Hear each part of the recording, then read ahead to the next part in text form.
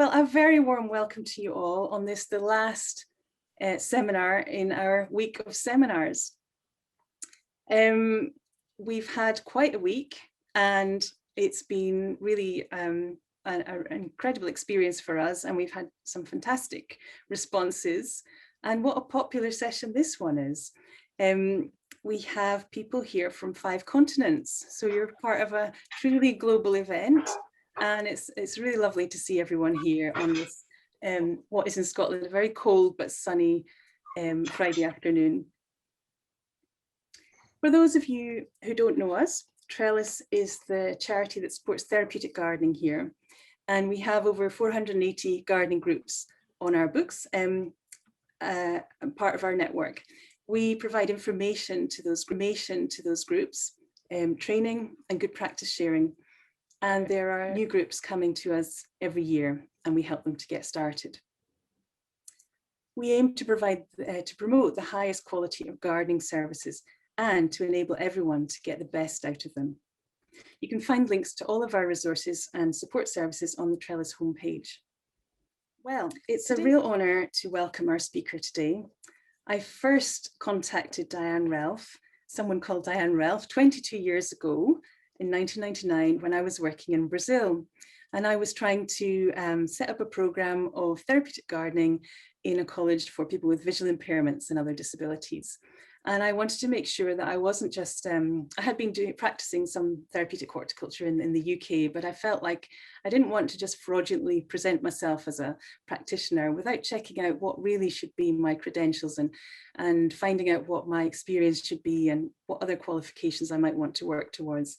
And Diane sent me an envelope in the post, remember those days, an actual paper envelope, and it came and it was full of information about how to get accredited and work towards becoming a practitioner.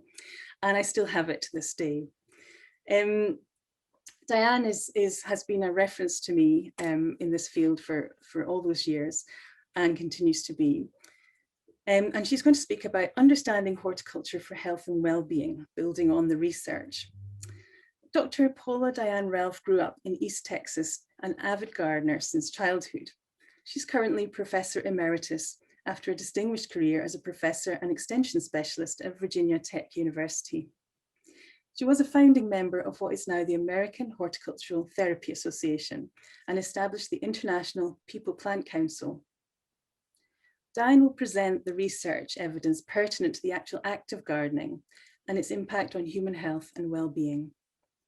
She will discuss the implications of the physical involvement with the care and nurturing of plants as compared to the experiencing of nearby nature from both a programming and marketing perspective. The tremendous increase in active gardeners during the COVID-19 crisis will be considered. It's my huge privilege now to pass you over to Diane, who's going to share her screen. Welcome, Diane. Thank you so very much for having me here. I'm delighted to be with this group. And I will say that one of the real rewards for the work that I've been doing is the wonderful people I've met over the years. Fiona, you're certainly one of them. So it's good to have memories. I think what I want to start with is sharing my screen and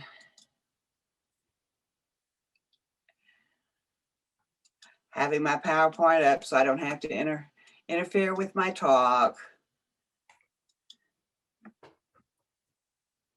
Okay. One of the issues that I've seen over the last over the last 60 years or so that I've been involved in this area has been a issue of terminology and of understanding what we're doing, what we're trying to do, and how research is important. So I'm going to be trying to address these kinds of issues in the structure that I present to you today. Now, I will tell you, I'm not going to cite all kinds of research, but I have several things that I will be sharing with you that I think it's important to tell you about. Fiona has agreed to email to all the participants a set of 4 articles that were prepared by Charlie Hall just pulling together enormous amounts of research on the whole spectrum of horticulture for health and well-being. And I do point out to you that all of the articles that he cites are not research. And there are a few other minor issues with the articles, but because they were intended as a marketing, his articles were written as an education and marketing tool for the horticulture industry. So you may want to take some of the things and just study them more to get your actual research citations. Another thing that I'm sending to you is a list of all of my publications. So those of you that are into history can see what were some of the thoughts back as early as the early 1970s.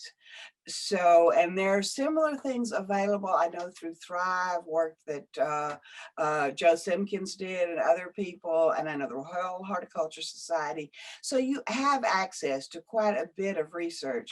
What I'm going to try to do is put this research into some context of how it applies to horticulture as a therapeutic tool and to the still emerging profession of horticultural therapy.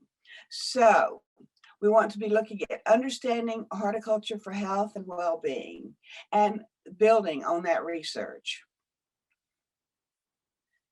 And I apologize if I hit the buttons a little bit too fast now and then. So many people say there's not much research, they can't find it, or some people say there's enormous amounts of research, but the research that they're using doesn't really apply to, or does apply to therapeutic horticulture, but it doesn't define it. It doesn't address it. So I would like to say that we do have a great mountain, and I'm big into making analogies. So here's Mount Fuji, and we have a mountain of research that supports the concept that horticulture is therapeutic, thus supporting many of the programs in the career areas promoting plants and human well-being. The base of that mountain, the enormous part of the research documentation experience, is the simple fact that plants are the key to human survival. They're integral to human culture. So as we see across the whole base, oops, okay. So how, in what ways? We'll talk, let's see if I can go back. Here we go. So human survival. Where are plants? Oh my heavens. I'm going to apologize to you guys. I have my notes, and I know that because I knew I wanted to make them, and my cat has been involved in my notes. I didn't know that she'd done that. Just give me just a second here. Please have a laugh. Okay. I have a new kitten and it's very distracting, but she's not allowed in the room right now. So that's good. Okay. Sorry about that.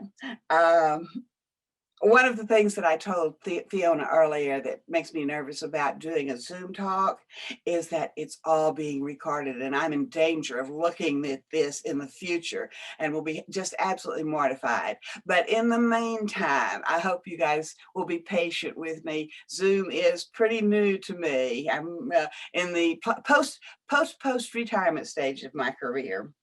But okay, so let's look at plants as the key to human survival. Obviously, number one is food. Number two is the air that we breathe.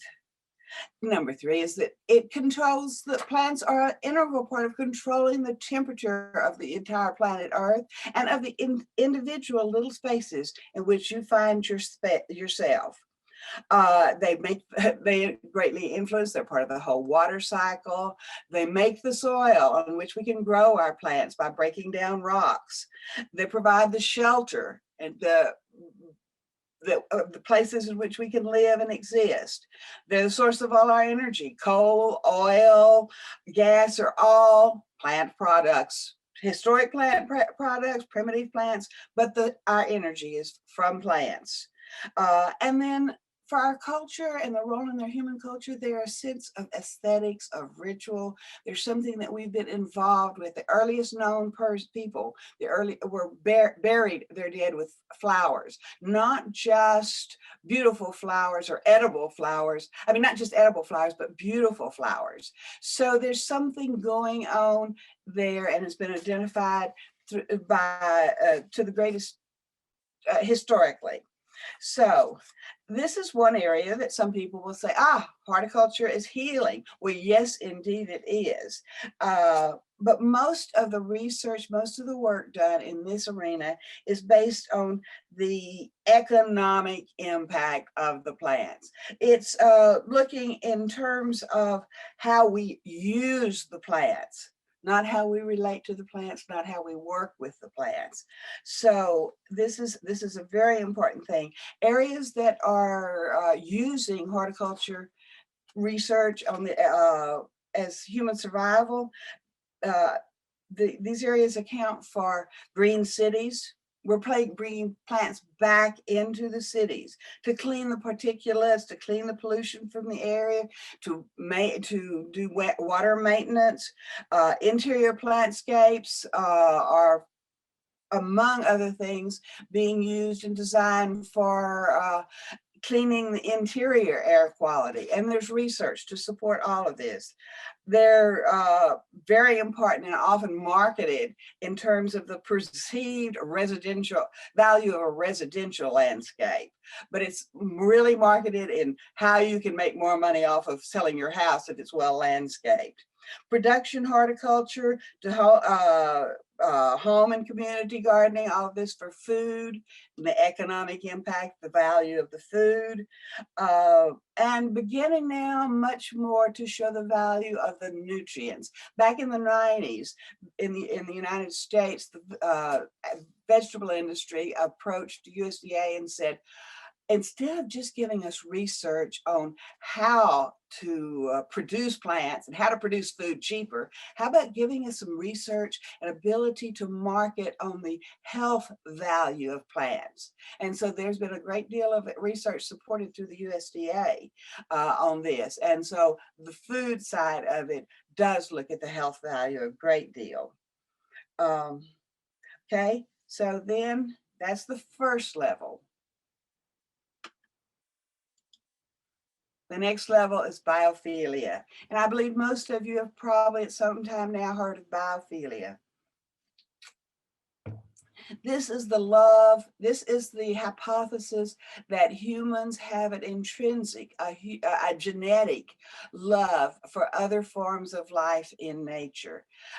In the United States, research in biophilia was strongly supported by the Forestry Service, and work going historically to Roger Ulrich, Stephen and Rachel Kaplan, and then all of their graduate students and their second and third and fourth generation graduate students have looked at this response, this need for being around nature and around plants and animals.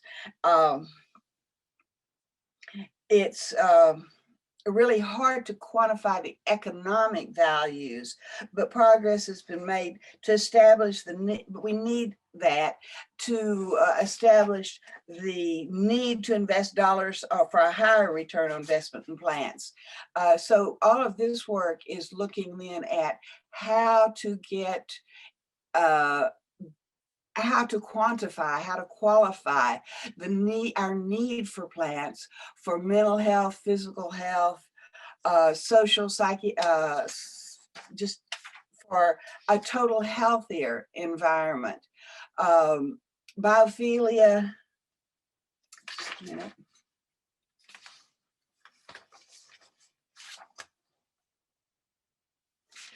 Biophilia has become a very recognized aspect of the research. And actually it's an area that does take up and account for part of the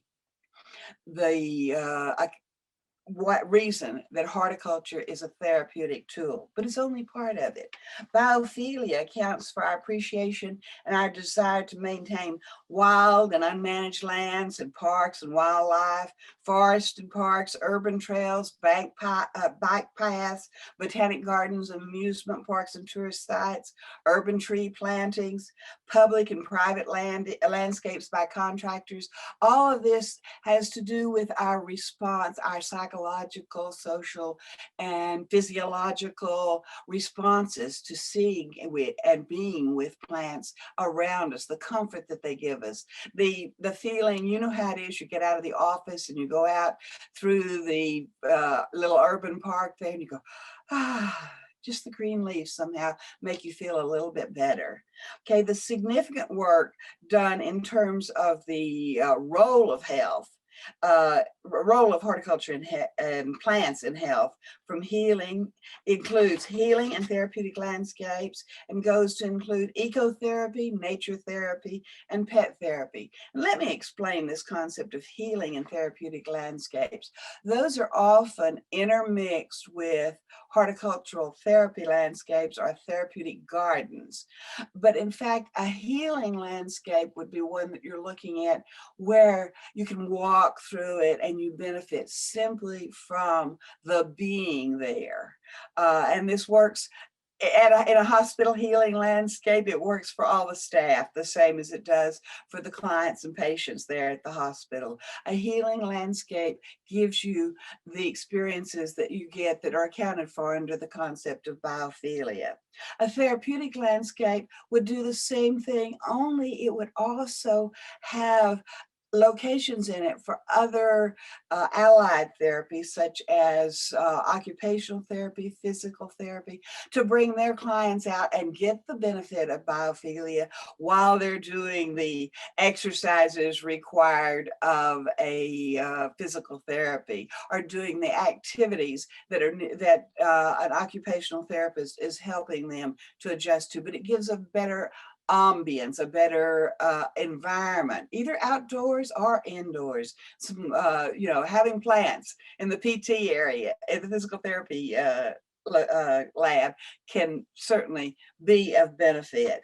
So there's that level. Biophilia is incredibly important and extremely widespread, but it does not take into account the act of gardening, the physical involvement in being in the garden.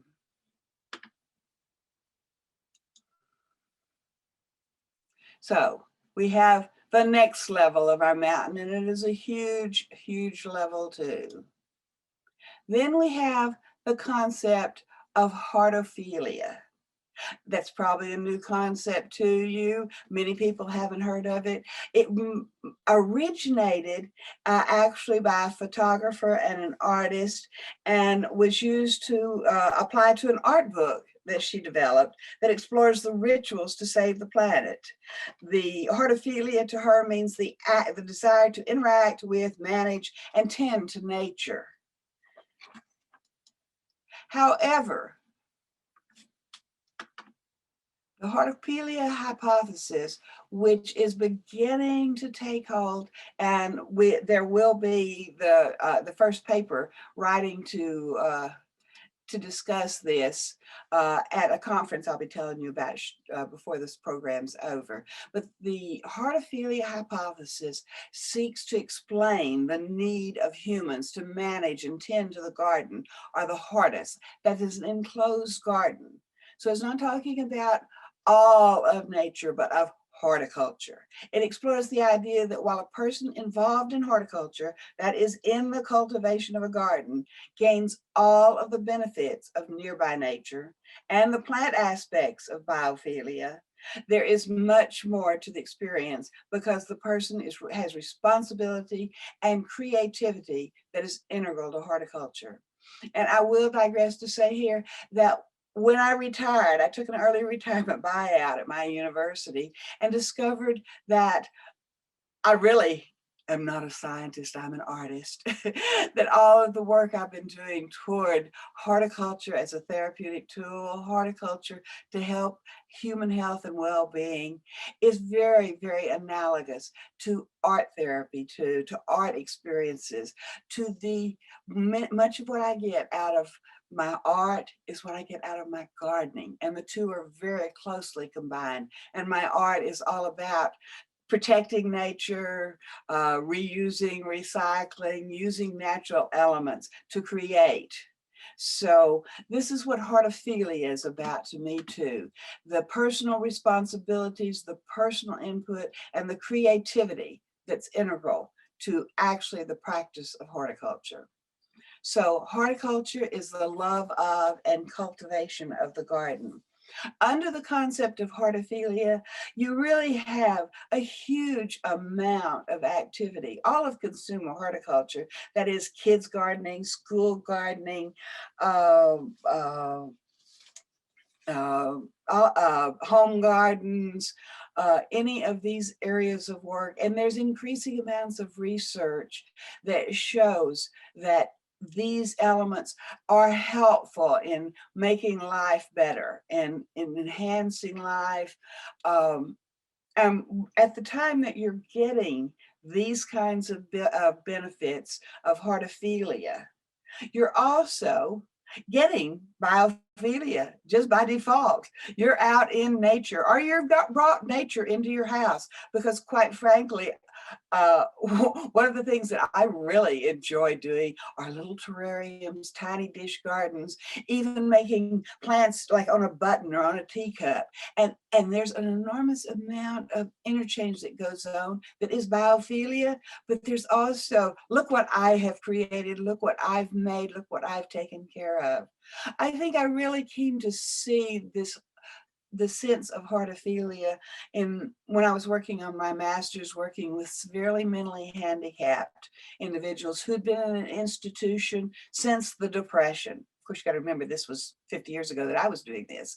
So, but one of the things that was such an indicator of this concept was Joe. And when I would get to the center where he lived, and we'd go, as soon as I got out of the car, he was there grabbing my hand. He was nonverbal, well, except for a few four-letter words, but he was nonverbal. But he would grab my hand, he would drag me, us practically running, over to the garden, and he'd look at the bean plant, and he'd pull the leaf up, and he'd show the beans growing on that plant, and he would point to the bean, and he would point to his mouth, and he'd rub his tummy, and he would stand up with the greatest of pride. Look what I have made. Look what I have created. I did this. And Francis, who would do the same thing in the garden, he would always pick a few flowers and he would hold them out and give them to anyone that would come, because he grew them. They were his. He did it himself, and he created that beauty and that life. And that's, to me, what Hortophilia is all about. And it has places throughout all aspects of our life, but it certainly does have great impacts in terms of a therapeutic tool then.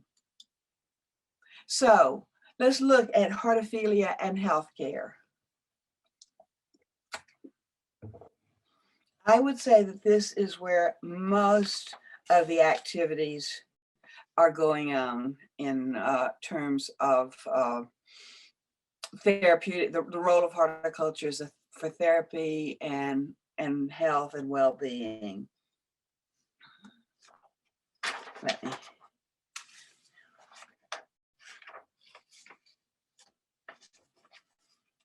At this stage, we've got people who are professionals, people who are volunteers, people who are deeply committed to using horticulture to help other people. And we're getting a tremendous amount of research in this direction. The data is not well organized, and there's so many things that we do yet need to know about how horticulture is therapeutic. But in this arena, most of the work that's being done is, it seems to me, my observation, is very loose knit. There are goals to the horticulture program, but they are not specific to the individual. Instead, they are much more social, and very often social is one of the major goals of the program. The clients in the program should have a reason, a goal that they're in a program, but they are not diagnosed and recommended to that program necessarily by a doctor or by anyone else. They are in the program, self-selected, or other professionals have brought the horticulture program to them.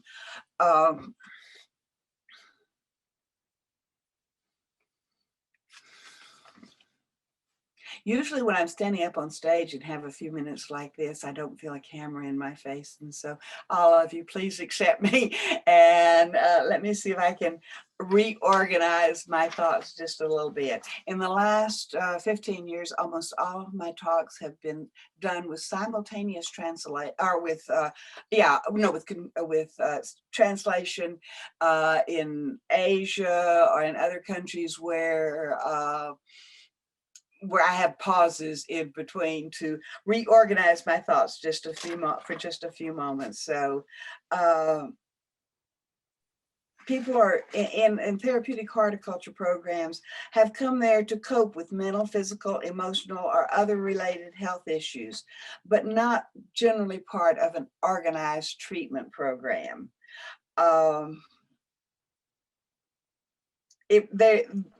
These programs do require individuals to be trained. So to be, for example, in the United States, master gardeners who are volunteers trained by Cooperative Extension on how to garden are reaching out and becoming very involved in therapeutic horticulture. A recent study I read and talked to the author says that about 20% of all master gardeners do some therapeutic horticulture or healthcare outreach horticulture programs. This would be right now in the United States, nearly 20,000 people who are programmatically involved. But they do not have an organized training program for master gardeners, extension master gardeners working in the arena of therapeutic horticulture. So this is one of the kinds of goals that I hope with the things that are going on today that we can reach toward. This is one of the reasons why I'm excited about organizing the concepts of what we're doing and trying to do into steps to show which groups have certain responsibilities and how to train them and how to get them there. So within my concept with Hortophilia and Healthcare as therapeutic and rehabilitative applications, what you're really looking at are volunteers who are trained to work with professionals in all kinds of allied fields who also are trained on how to work with volunteers and how to work with horticulture. So you've got your activity directors, recreation directors, occupational therapists, many counselors find that horticulture is a tool that they can use successfully with their clients. But having volunteers who can help them in pulling together all of the information about gardening and who know how to work with clients and how to share how to have confidentiality, how not to share any kind of data or information about the clients. That's an important addition. This is where therapeutic and rehabilitative applications of horticulture fall, where you have volunteers who come in from out in the community for short-term programs that say to the clients in a nursing home, the world is still out there and we care about you and we're here for the social reinforcement, just getting you to make eye contact, getting you to smile. That is a very legitimate goal of therapeutic and rehabilitative applications of horticulture, where you have people coming and helping as a volunteer, always working with a professional.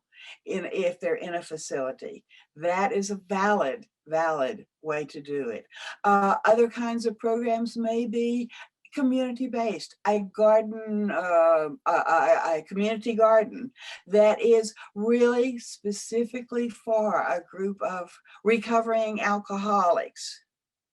And in that community garden, they have their support group meetings, but they have a counselor who can work with them. They have volunteers who can help with the garden and teach them about gardening.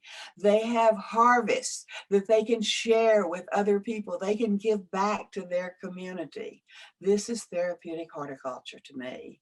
There are so many other kinds of programming that can take place under the concept of therapeutic horticulture, where it's not only the benefits of the gardening itself, but then you take the products and you share those products, and there's psychological, social, emotional benefits going on throughout this whole experience from one end to the other.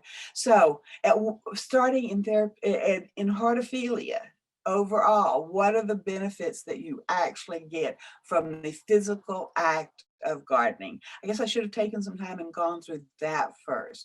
The physical act of gardening, creativity, creating life, nurturing that life, and knowing that you have a sense of responsibility is certainly one of the most important social benefits that you can get, or psychological, psychosocial. Sometimes I get all of my different terms mixed up, but you'll find the good scientists and researchers can straighten those terms out for you if you would like to have that happen. So you get so many of those kinds of benefits. The simple feeling, a sense of pride. You get physical benefits. And that's one of the things that keeps coming back. I mean, the Heart Association and other groups say actually digging in the dirt and actually using the shovels and picking up the wheelbarrows.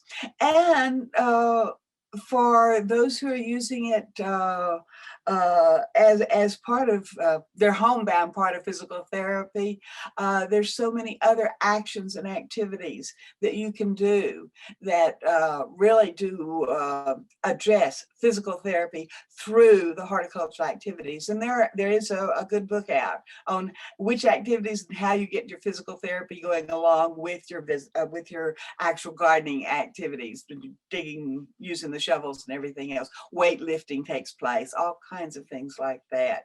Obviously, at all levels, you get the social interaction, whether it's garden shows and garden clubs or other group activities. So Hortophilia is really demonstrated throughout the whole period of the whole process, whether you have a disability or do not have a disability, whether you're in treatment or not in treatment, whether it's preventative therapy, the actual physical act of taking care of the plants makes a big difference.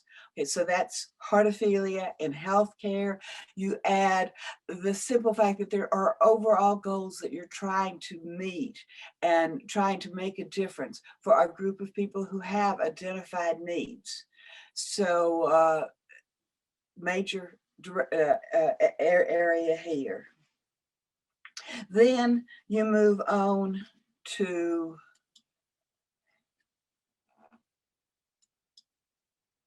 horticultural therapy as a health care practice. This is almost, you might say, more a goal than a reality. Yes, there are practicing horticultural therapists in healthcare programs, in hospitals, in other clinical settings, but these are not as common as we would like to see them be. And as we collect more documentation of how it affects people, why it can be used as a horticultural therapy tool, that it can be cost effective. I think you will see more people who are practitioners in the field as a clinical practice in horticultural therapy. But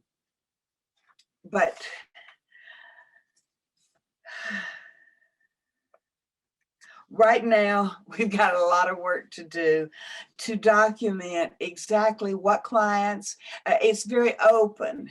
And we need to document what clients get what benefit and how that benefit is provided.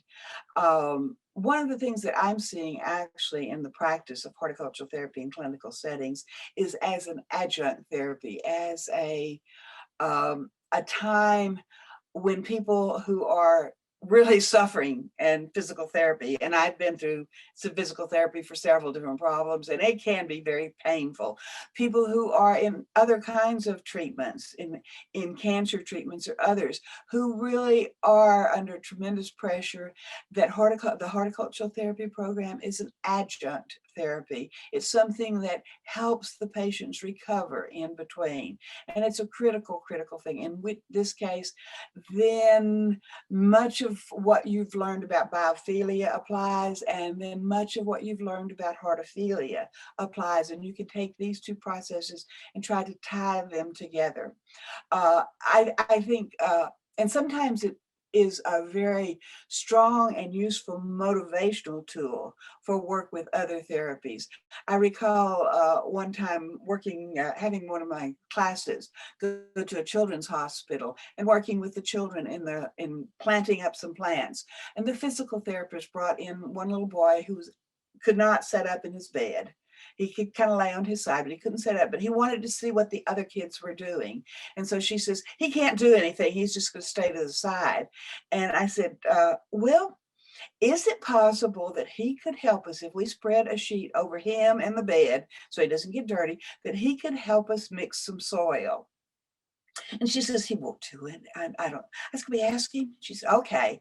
She said, I can't get him to move at all, really. And I said, well, can we try that? Ask him if he wants to. And his eyes, he's about 6 years old, and he's like, yes.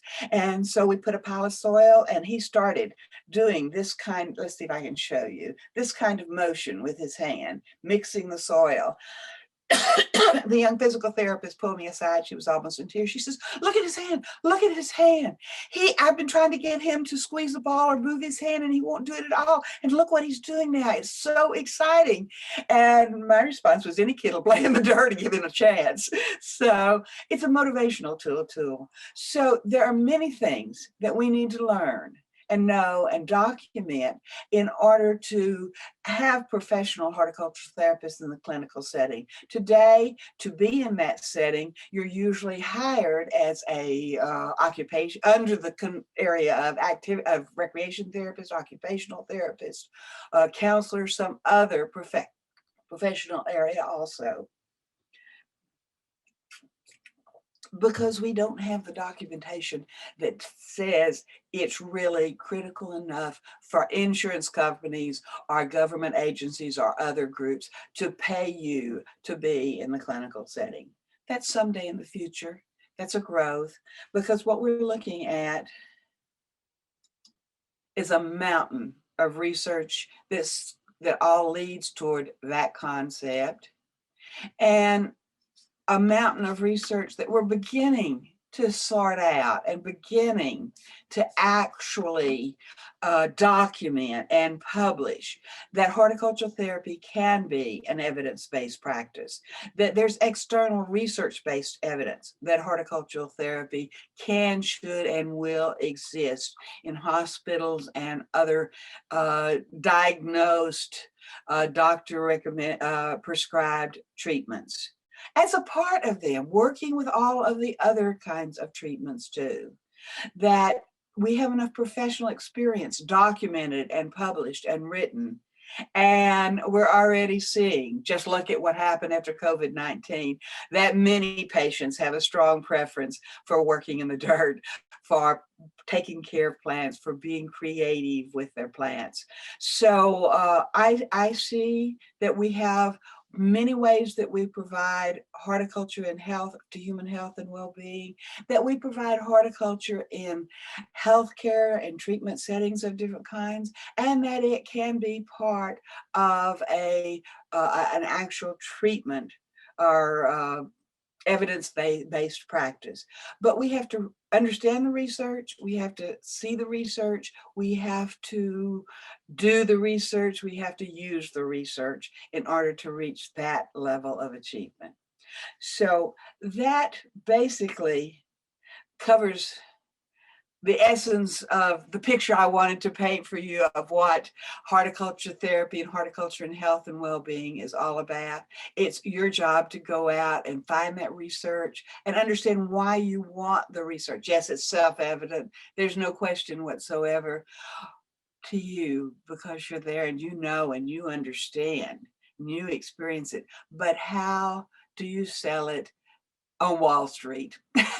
Okay, how do you sell it to the people who make the decisions about what's going to happen in a hospital, what's going to happen on some empty land, what's going to happen in the cities? You have a role to contribute there too. And I hope that all of you will go back and start thinking about these items and how you can participate. And I'll tell you one of the ways that I want to share with you before we break here in just a minute to start questions and answers. And that is a national symposium an international symposium that is going to be held next October. This is the URL, so you can go and find out about it. And this is the role of human well-being and social development, the role of horticulture in human well-being and social development. And if you go to this page, particularly, you need to go to the web, for starters, go to the webinar series. There are 4 webinars with 3 speakers at each one, talking about the research and the needs and the directions and evidence-based practice and actual programs, many things that you can share where you are. If you've missed it, it's there. It's all free. So I wanted to also let you know a little bit about the cost. Early bird registration is $175. Now, some people will go, ooh, that's a whole lot to pay. I'm used to getting things online for free. But think about this. This is a conference with over 60 contributed abstracts from all over the world.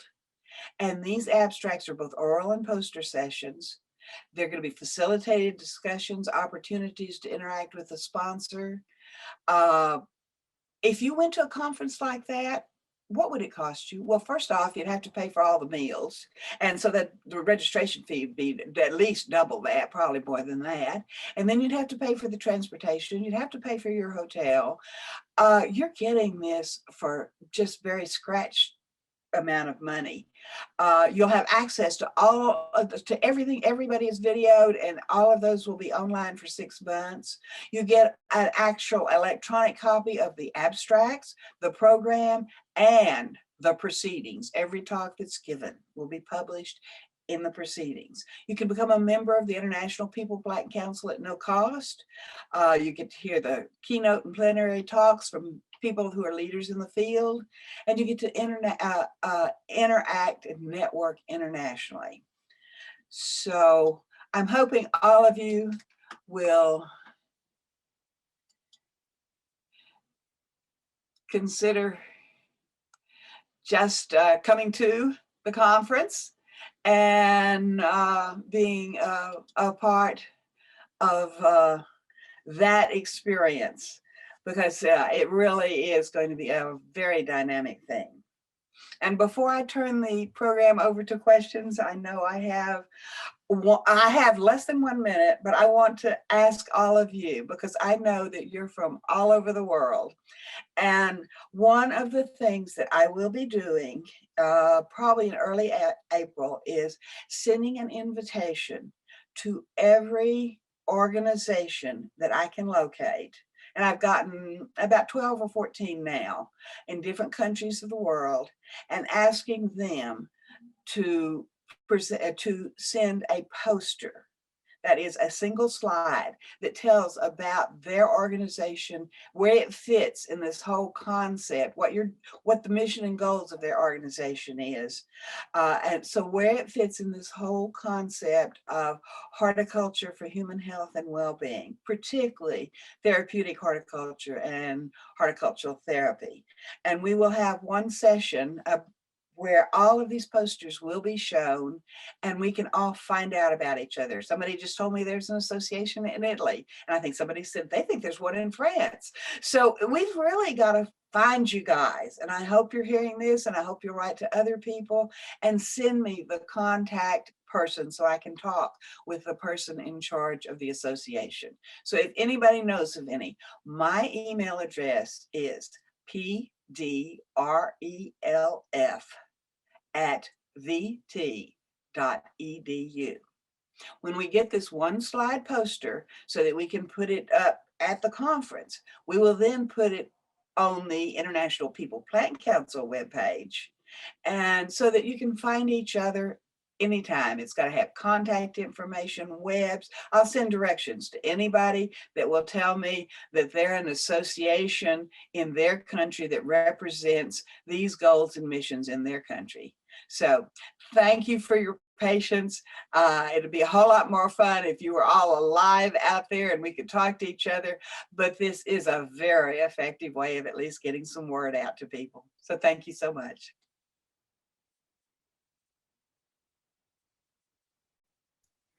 Thank you, Diane. That was great. I think it's been really useful for us to have this structure organized for us, because we always talk about the research and we're interested to know about the research, but to have it put in that lens developed from your many years of experience is really useful, that structure, the different levels of evidence that we know are out there and what they relate to and what they show.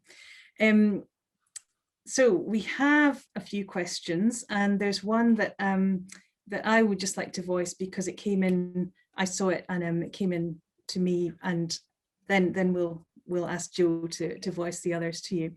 This is from Joyce, and she is saying that in some parts of Scotland here, participants are referred to therapeutic horticulture as part of their mental health recovery journey. Some set very specific goals, and this is monitored. What do you think of this? I'm sorry, but I'm going to ask you to read that one more time and see if I can. We do have a slight accent difficulty, and I make a point not to talk like a Texan, because y'all probably can't understand me hardly at all if I just went ahead and talked the way I really can when I'm down visiting Texas. So ask your question one more time, please. Okay, sorry about that. In some parts of Scotland, some participants are referred to therapeutic horticulture as part of their mental health recovery journey. Some are set very specific goals, and this is monitored. What do you think of this? I think that is a major step forward toward the creation of a credentialed clinical horticultural therapy professional. I think that it really is probably a very advanced level of our transition from the wonders of gardening to the medicine of gardening.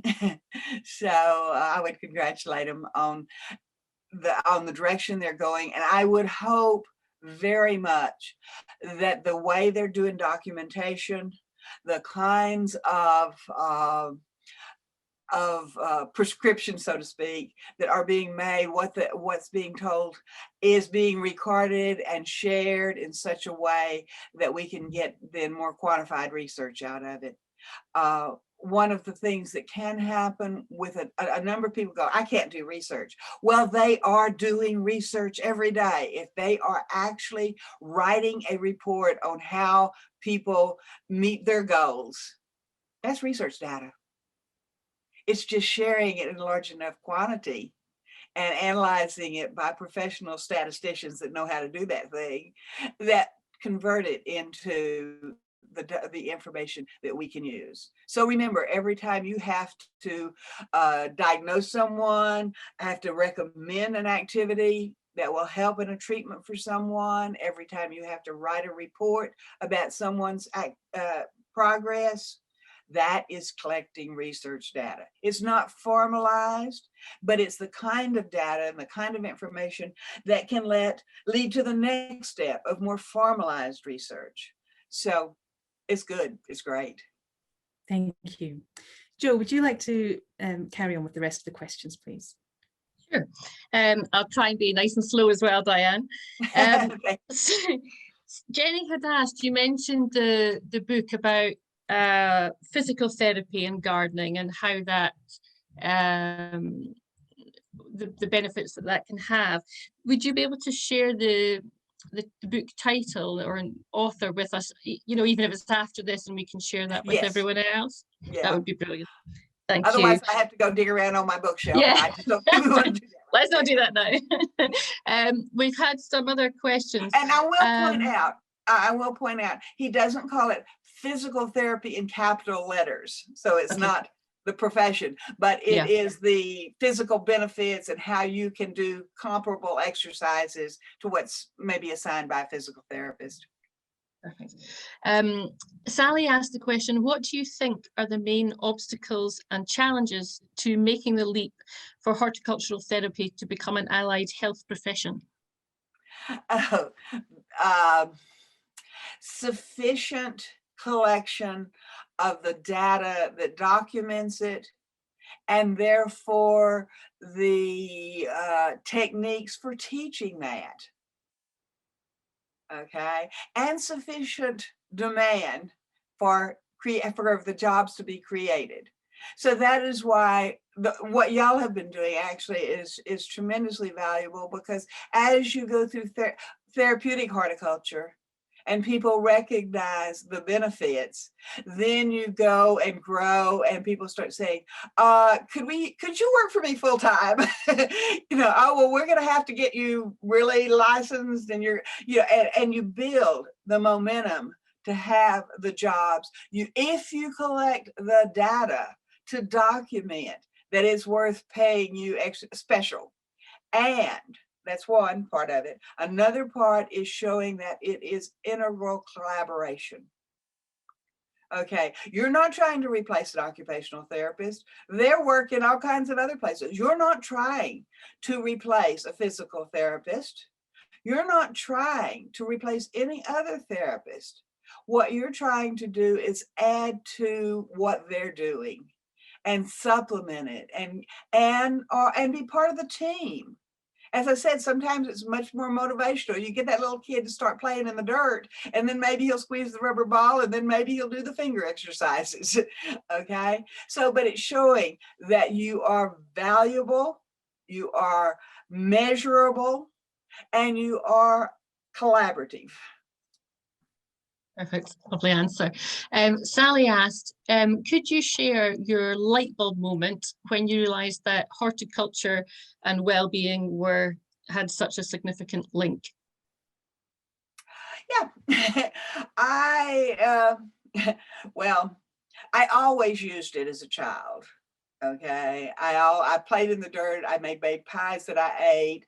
I had a rose bush that I smelled of always. I made flowers out of leaves. I read all my books under the trees. So I always used it. When I was in high school, I read a book by Alice Burlingame that therapy through, I think the title's Therapy Through Horticulture. Oh, but anyway, so I was about 16 and I read this book and said, that's it. I even volunteered at a hospital so I could do some things as a volunteer in working and trying to share plants with the kids.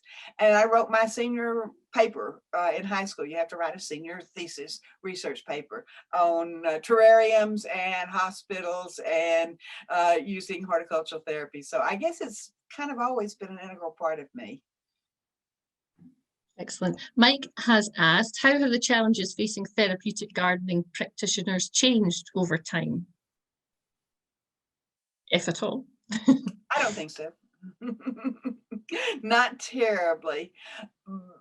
But the reason being, I think, is that it is intrinsic knowledge to so many of us.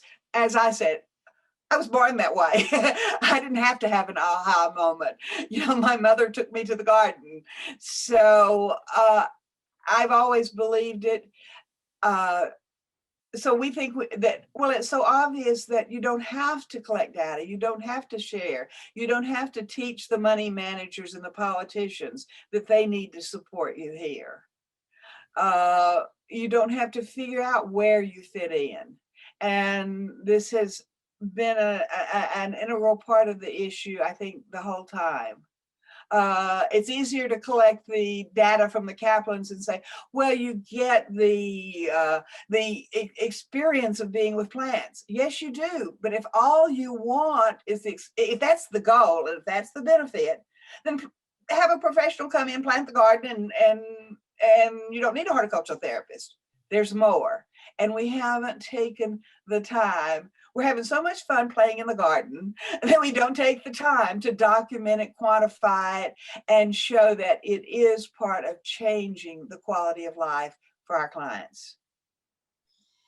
Excellent. So Fiona follows on from this, but Fiona's asked the question, is there one particular area where the research effort should be focused so that we can achieve that kind of mainstream recognition?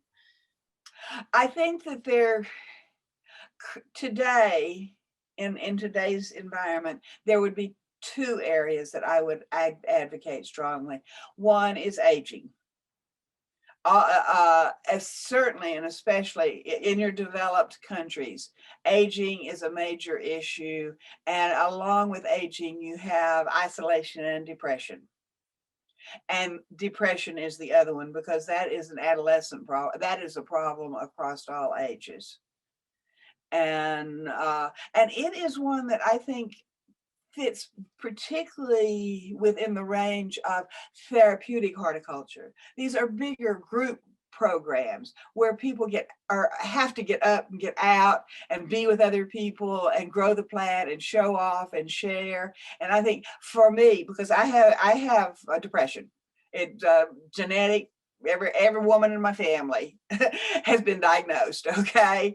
And so the garden and the sharing and the experiencing and all of this have been my self-treatment to a certain extent now, but also I see that it is a therapeutic horticulture area that really needs to be addressed. And then aging is another one. From a clinical perspective, then you are talking slightly different, but those are the two areas that I would like to see grow the fastest and the most. No, they're not. Let's see. Then there would also be, along with the depression, is addiction. And those are so linked together. And I can see some great possibilities of programming and understanding and getting people. I guess what I'm saying is, in all these cases, we need a sense of self-achievement, of self-personal worth that growing plants seems to give to a lot of people. That goes all the way back to, that's how we survived. That's how we became civilized, by growing the plants instead of just going out to the woods and harvesting what we could find. So thoughts on the idea. Yeah, lovely. Thank you. There's another couple of questions that have come in about measuring outcomes and best assessment models and things like that. Are there any that you found particularly helpful for being able to evidence the outcomes? I have not pursued that. You've got to remember, as I said, I became an artist. I let my artist side come out instead. But I don't believe, in talking with some of more scientifically oriented friends in the field, that there are very many good tools there. You had Derek Stoll the other day, and I know that he's looking at and working towards some tools of assessment tools. Actually, he and I and PJ, his assistant, are working on a book from activities that my students developed and were using, and working on a book that will include some things about assessment, but is geared toward recreation therapists implementing horticultural therapy along with trained volunteers and other individuals. So there'll be some assessment tools coming out, but there's relatively few that are really good. Right, thank you. So we have to watch this space. There you go. I've got one last question for you, I think, here. Do you think that the increased numbers reported of people suffering from depression is linked to the increased attachment that society has in general with nature? I'm sorry, try No, that it's one okay. more It's okay. time for me. I'll say it again. Do you think that the number of increased numbers of people suffering from depression is linked to our detachment with nature? I heard increased attachment to nature, and I was like, I didn't hear that right. Okay, yes, I think that that is definitely a factor. Okay, but speaking of that, I'm glad you brought that up because I just recently heard a presentation talking about making attachments, making judgments, making all kinds of different things. Actually, this one was on infants and young children's reactions to different races. And it takes place by the time you're 3 years old.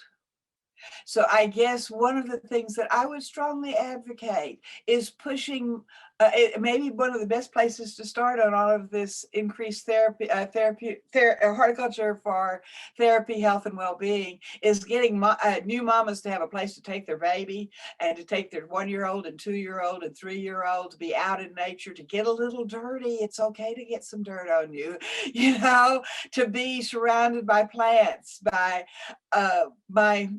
my neighbors who never seem to have depression. I can remember them following their dad down the garden row and pulling up the plants as he planted them behind him. Oh, Daddy, look what I did. I can remember them coming over and grazing my garden, okay? And I'm talking about, did you tell your mother you're over here? You're only 3 years old. What are you doing, you know? So I think getting very young children, places that we can expose very young children to the garden. Maybe those of you who are doing community gardens should have a baby day periodically. Invite all the little kids, you know, over. But that would be another place that we really need to look at. And I think that that could help as you're growing up, be more involved with plants and also help with the depression.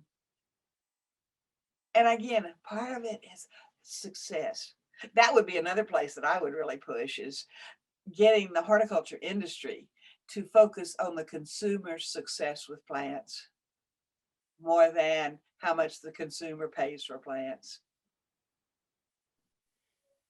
There's lots of food for thought there for sure. Thank you very much, Diane. I shall pass you back over to Fiona. Thank you, Diane. That was fantastic. And thank you for all your questions. Some really thought-provoking stuff there. Well, I'm just delighted we've managed to hear from Diane this afternoon, and I'd invite you all to express your appreciation using the reaction button at the bottom right of your screen, or just by applauding in the normal way. Thank you, Diane. We really appreciate your sharing your thoughts with us today and